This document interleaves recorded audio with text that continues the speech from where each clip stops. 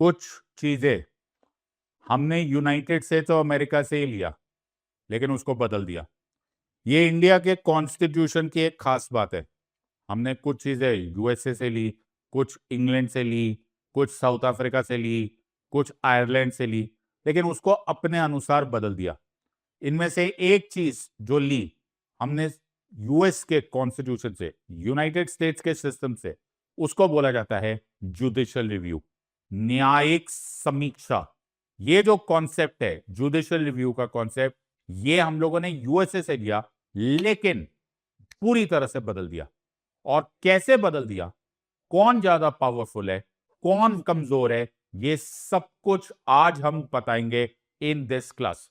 और इस क्लास में हमारे साथ एक मोहतरमा ऐड होगी, वो हमारी स्टूडेंट ही है। वो हमसे कुछ सवाल पूछेंगी और हम उनको जवाब देंगे, और तुम मेरे साथ हो। Let us answer to the queries of this student. तो ये देवी जी हमसे प्रश्न पूछेंगी और हम उसका जवाब देंगे। Everything related to judicial review, कि क्या हमारे पास न्यायिक समीक्षा है और क्या समीक्षा इंडियन कोर्ट करता है, क्या अमेरिकन कोर्ट करते हैं। दोस्तों, Unacademy civil services championship test is just around the corner. Rank 1 को मिलेगा टैबलेट, रैंक 2 ऑनवर्ड्स तुम्हें अमेजॉन गिफ्ट वाउचर्स मिलेंगे। 12 जुलाई की डेट को लिख लो, ये बड़ा जरूरी है। 2 सेशन से 11 AM और 5 PM में। Along with that Unacademy concise NCERT summary दे रही है, उसकी फ्री बुकलेट्स। तुम्हारे लिए ये बहुत जरूरी एडिशन होगा for your preparation. And of course आप हमसे 1-to-1 पढ़ना चाहते हो तो 17,999 plus up to 12 months extension तुम्हें अवेलेबल है। तुम्हें सिर्फ यूज करना है कोड SIDLIVE, SIDLIVE। ऑफर खत्म हो जाएगा 8 जुलाई को। Don't waste this opportunity. मैं पहले इसको स्टार्ट करने से पहले तुम्हें बताना चाहता हूं कि ये टॉपिक कितना इंपॉर्टेंट है।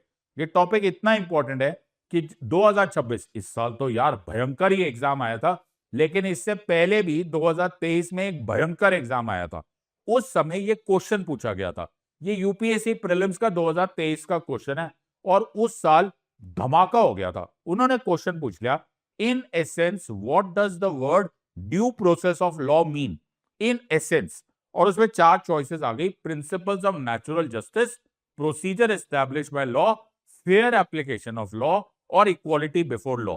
भाई तुम्हें ना पता नहीं सकता कितना मेजर कंट्रोवर्सी, विवादास्पद हो गया था।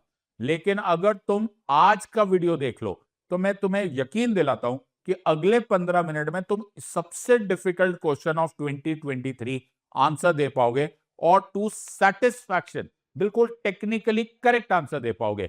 बड़ा मजा आएगा। 15 मिनट की बात है। Try and understand the question. मैं प्रॉमिस करता हूं 15 मिनट से ज्यादा नहीं लूंगा और तुम्हें ये सारी बातें समझा दूंगा। सबसे पहले हमें स्वागत करना है हमारी जो मित्र हैं, जो हमारी जो स्टूडेंट है, मोहतरमा आज हमसे प्रश्न पूछेंगी with relationship to the process scope of judicial review. ये पहला प्रश्न ये बात पूछ रही हैं कि जुडिशियल रिव्यू में 2 शब्द यूज किए जाते हैं। आमतौर पे हमें 2 शब्द सुनाई देते हैं। एक शब्द सुनाई देता है प्रोसीजर एस्टैब्लिश्ड बाय लॉ, और दूसरा शब्द सुनाई देता है ड्यू प्रोसेस ऑफ लॉ। तुमने भी सुना जरूर होगा। प्रोसीजर एस्टैब्लिश्ड बाय लॉ तो तुम्हारे आर्टिकल 21 ऑफ द कॉन्स्टिट्यूशन में लिखा है।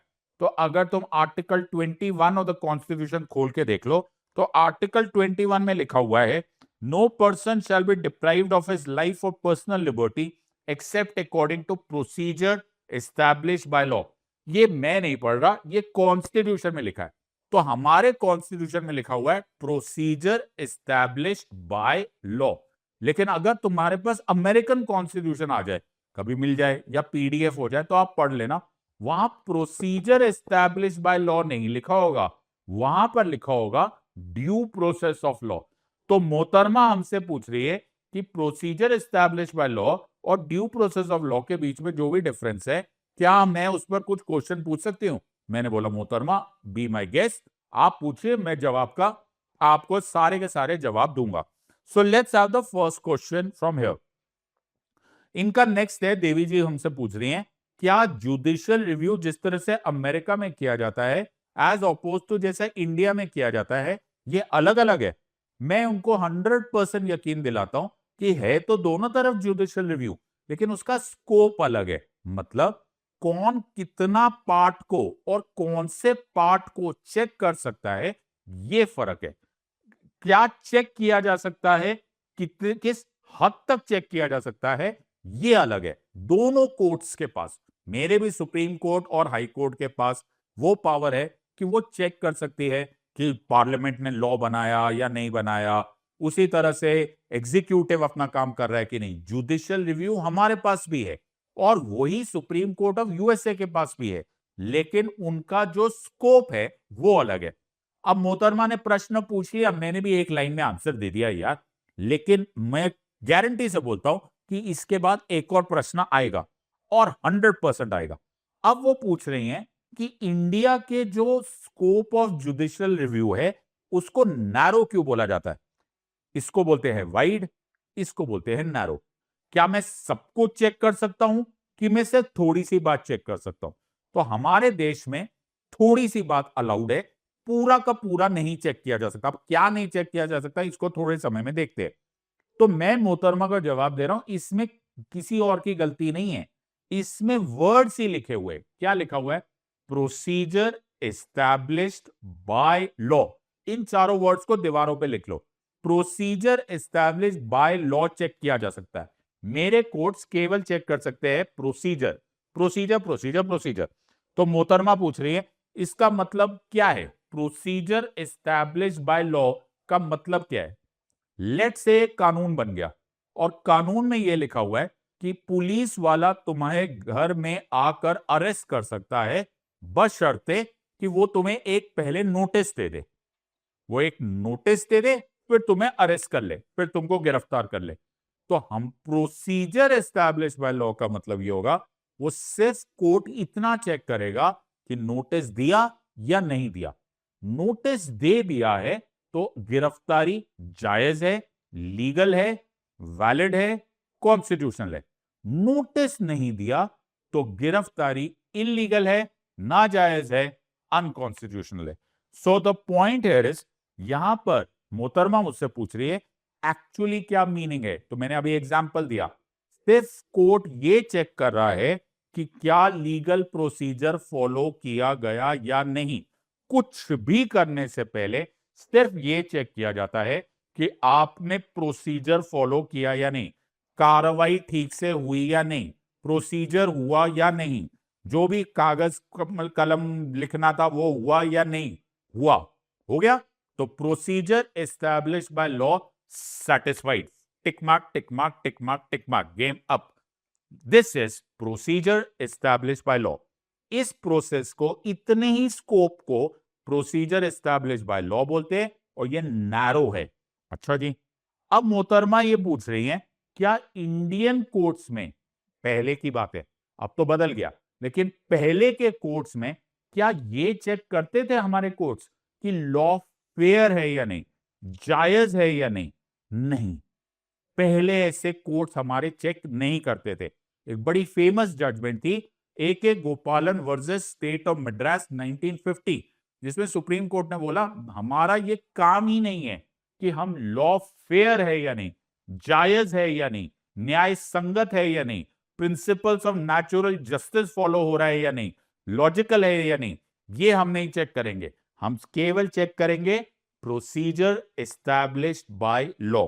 तो एक्चुअली हमारे लॉ में, हमारे स्कोप ऑफ जुडिशियल रिव्यू में ये है ही नहीं। तो हमारा अप्रोच क्या होगा, narrow. Very good.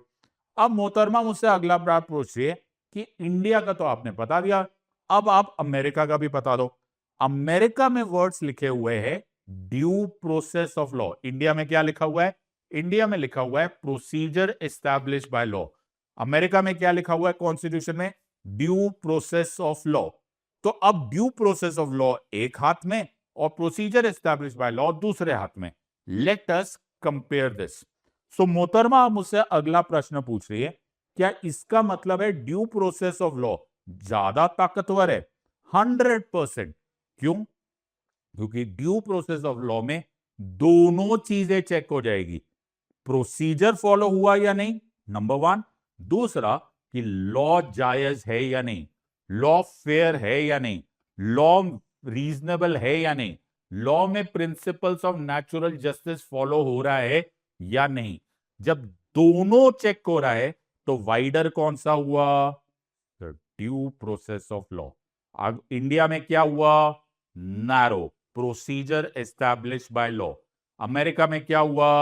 Wider, due process of law. India में क्या हुआ? Procedure establish by law. America में क्या हुआ? Due process of law. India में क्या हुआ? नैरो। अमेरिका में क्या हुआ? वाइड। सो हमारे यहां पर as oppose to America, America में रिव्यू पावर्स वाइडर है। Yes, they have a broader review, क्योंकि वो क्या चेक कर सकते हैं? वो चेक कर सकते हैं, इस लाइन को याद रख लेना, प्रिंसिपल्स ऑफ नेचुरल जस्टिस। क्या चेक कर सकते हैं? Principles of natural justice. Due process of law के साथ वर्ड क्या यूज करोगे? Principles of natural justice. India में प्रोसीजर एस्टैब्लिश बाय लॉ है।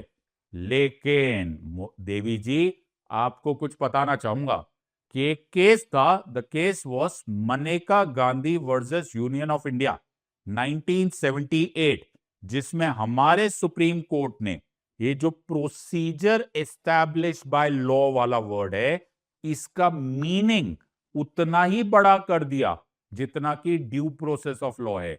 तो वर्ड्स आज भी हम प्रोसीजर एस्टैब्लिश बाय लॉ बोलते हैं, लेकिन इसका स्कोप बड़ा कर दिया by which case? Maneka Gandhi case. Maneka Gandhi case के बाद एक्चुअली प्रैक्टिस में आज हमारा भी जुडिशियल रिव्यू वाइड हो गया है। लेकिन अमेरिका का बात ही अलग है, क्योंकि उनके तो कॉन्स्टिट्यूशन नहीं, ड्यू प्रोसेस ऑफ लॉ लिखा हुआ है। So word due process of law मतलब वाइडर और प्रोसीजर एस्टैब्लिश बाय लॉ मतलब narrower. Due process of law का मतलब following principles of natural justice है या नहीं है, यह भी कोर्ट चेक कर सकता है। मैं तुम्हें 30 सेकेंड दूंगा, तुमने काम का वर्ड ढूंढना है और 2023 का यह क्वेश्चन आंसर दे देना। यूपीएससी का prelims, in essence due process of law का मतलब क्या है? Number 1, principles of natural justice. Number 2, procedure establish by law. Number 3, fair application of law. Number 4, equality before law. मुझे ऐसी उम्मीद है कि जो काम का वर्ड है तुम्हें वो ढूंढने में 5 सेकेंड लगेंगे। 5 सेकेंड्स में तुम उसका आंसर निकालोगे, और अगर तुम इंटेलिजेंट हो तो आंसर मिलेगा प्रिंसिपल्स ऑफ नेचुरल जस्टिस। यही है क्वेश्चन। और 2023 में जब ये क्वेश्चन आया था, क्योंकि मैंने Maneka Gandhi versus union of India case बहुत बार प्रैक्टिस किया हुआ है, मैंने सुप्रीम कोर्ट में आर्ग्यू किया हुआ है, उसको कोट किया हुआ है, साइट किया हुआ है, तो मुझे याद था मनेका गांधी का केस ऑफ 1978। मैंने चिल्ला के बोला था answer is principles of natural justice. इसमें कोई शक का कोई स्कोप ही नहीं है। Answer is a. अब तुमने इतना टफ क्वेश्चन को आंसर दे दिया और मैंने ये सब कुछ तुम्हें 15 मिनट से कम में पढ़ा दिया। पढ़ने वाला चाहिए, पढ़ाने वाला चाहिए, पॉलिटी में मैं तुम्हें चैंपियन बना सकता हूं।